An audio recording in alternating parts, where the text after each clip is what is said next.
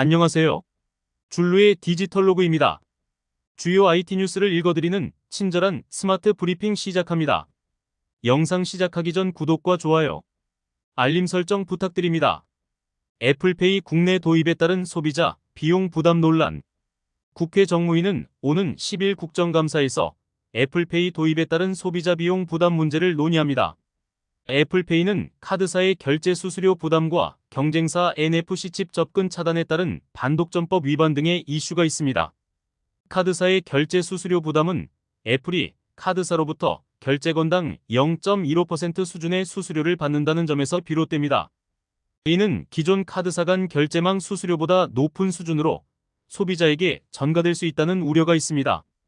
반독점법 위반 논란은 애플이 NFC 칩 접근을 애플페이에만 허용하고 수수료를 요구한다는 점에서 비롯됩니다.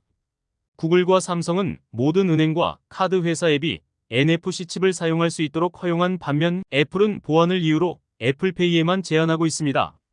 국회 정무위는 애플페이 도입에 따른 소비자 비용 부담 및 공정거래 관련 문제점을 지적하며 김덕환 현대카드 대표와 마크리 애플코리아 영업총괄사장을 증인으로 출석시켜 질의할 예정입니다.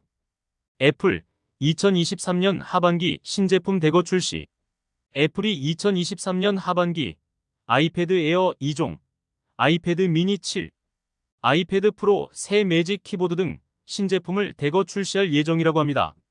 아이패드 에어 2종은 기존 6세대 아이패드 에어를 대체할 것으로 보이며 아이패드 프로는 M3 칩을 탑재한 차세대 제품입니다. 아이패드 미니 7은 전작과 동일한 디자인에 더 빠른 칩이 탑재될 것으로 예상됩니다.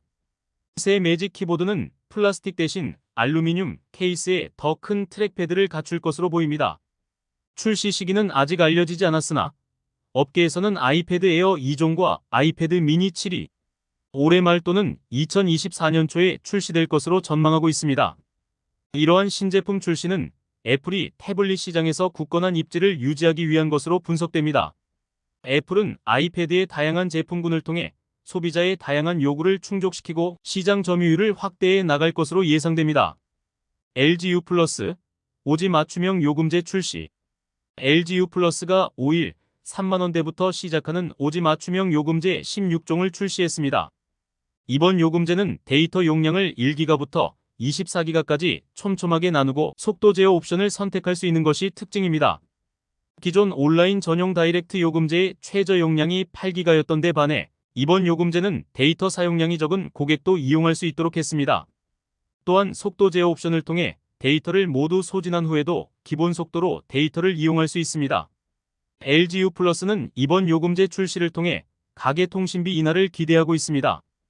또한 SKT와 KT도 LG U 플러스의 뒤를 이어 신규 요금제 출시를 검토하고 있는 것으로 알려졌습니다.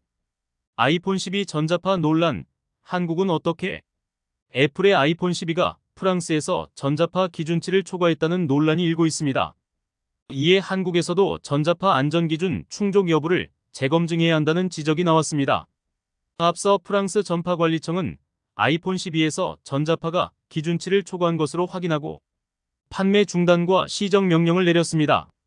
한국은 프랑스보다 더 엄격한 기준을 적용하고 있지만 아직까지 국내에서 별다른 조치는 취해지지 않고 있습니다. 과학기술정보통신부는 애플의 관련 상황을 보고하도록 요청했지만 애플은 아직까지 공식적인 답변을 하지 않고 있습니다.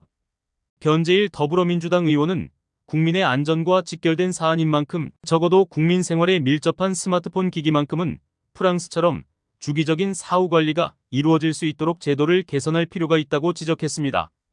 과기정통부는 아이폰 12 전자파 재검증 결과를 속히 발표하고 문제가 확인되면 애플에 판매 중단, 리콜 명령 등을 강력히 요구해야 할 것입니다.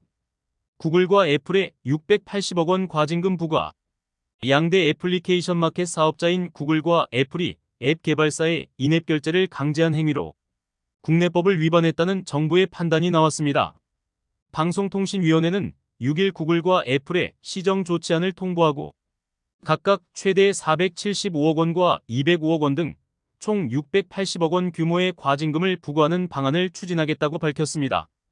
방통위는 구글과 애플이 앱 개발사의 인앱 결제를 강제함으로써 앱 개발사의 시장 진입과 경쟁을 제한하고 소비자 선택권을 침해했다고 판단했습니다. 구글과 애플은 방통위의 결정에 대해 전기통신사업법을 준수하기 위해 노력하고 있다며 방통위와 대화하면서 향후 대응 방향을 결정할 예정이라고 밝혔습니다. 애플 업데이트로 아이폰 15 프로 발열 문제 해결. 애플이 아이폰 15 프로 모델의 발열 문제를 해결하기 위해 최근 출시한 iOS 17.0.3 업데이트가 효과가 있었는지를 테스트한 결과 어느 정도 해결된 것으로 나타났다. 미국 IT 매체 지디넷은 열화상 카메라로 아이폰 15 프로 모델의 iOS 17.0.3 업데이트 전후를 촬영해 비교한 결과 업데이트 후 발열이 크게 줄어든 것을 확인했다고 보도했다. iOS 17.0.3 업데이트 이전에는 고속 충전 시 아이폰 15 프로 맥스 온도가 41.7도까지 치솟았지만 업데이트 후에는 섭씨 34.3도 이상 올라가지 않고 섭씨 약 26도에서 32도 사이에 머물렀다. 지디넷은 이번 업데이트로 아이폰 15 프로 모델의 발열 문제가 상당 부분 해결된 것으로 보인다며 고속 충전 시에도 기기를 만졌을 때 따뜻하다는 느낌이 들지 않을 정도라고 평가했다. 에픽게임즈 얼리얼 엔진 가격 인상. 에픽게임즈가 얼리얼 엔진의 가격을 인상한다고 발표했습니다. 이번 인상은 영화, TV, 건축, 차량 등 게임 이외의 분야에만 적용되며 게임 개발 분야는 현재 요금제를 유지합니다.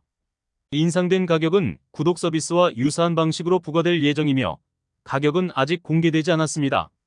에픽게임즈 CEO 팀 스위니는 이번 인상의 이유로 회사의 수익성을 꼽았습니다. 그는 최근 6년 동안 포트나이트가 회사의 재정 유지를 담당했지만 앞으로 더 많은 자금이 필요하다고 설명했습니다. 한편 에픽게임즈는 지난 9월 말 직원 16%를 해고할 방침이라는 내부 메일이 유출되기도 했습니다. 해당 메일에는 최근 수익보다 지출이 더 많았다는 내용이 포함돼 있어 이번 엔진 가격 인상은 회사의 예상 이하의 실적을 반영한 것으로 분석됩니다. 오늘 스마트 브리핑 마칩니다. 구독과 좋아요 부탁드립니다. 더욱 친절하고 스마트한 브리핑으로 다시 만나요.